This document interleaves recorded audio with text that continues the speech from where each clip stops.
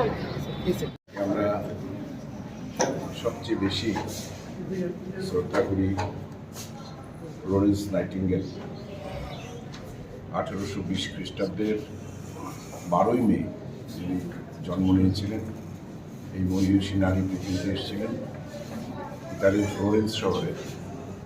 ওনার জন্ম হয়। নার্সিংকে ওই যুগে তখন খুব একটা ভালো চোখে দেখা হতো না, এটাকে একটা নিকৃষ্ট পেশা হিসেবেই মনে করা হতো।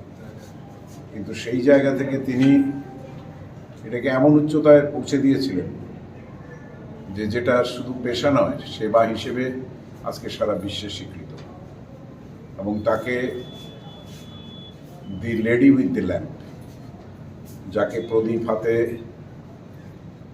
শুশ্রূষায় দেখা গেছে আর্ত মানুষের পাশে দাঁড়াতে, বিশেষ করে ক্রিমিয়ার যুদ্ধের পরে ব্রিটিশদের যে শোচনীয় অবস্থা হয়েছিল, হাজার হাজার আহতদের চিকিৎসার কাজে তিনি যে দৃষ্টান্ত স্থাপন করেছিলেন, সেটা আজও সারা পৃথিবীতে সমাদৃত।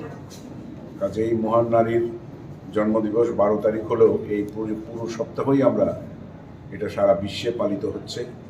সেই উপলক্ষে আজকে আমাদের অটল বিহারী রিজিওনাল ক্যান্সার হসপিটালে আমাদের সঙ্গে আছেন আমাদের রোগী কল্যাণ সমিতির ভাইস চেয়ারম্যান, প্রাক্তন বিধায়ক আমাদের দিলীপবাবু, আছেন আমাদের MS শিরোমণি দেববর্মা মহোদয়, অন্যান্য আধিকারিকগণ, সিস্টারগণ, আমাদের এই এলাকার কাউন্সিলরগণ, সবাই মিলে আমরা এই দিবসটি উদযাপন করছি এবং এখানে ওনার প্রতিকৃতিতে শ্রদ্ধার্ঘ্য নিবেদন করেছি।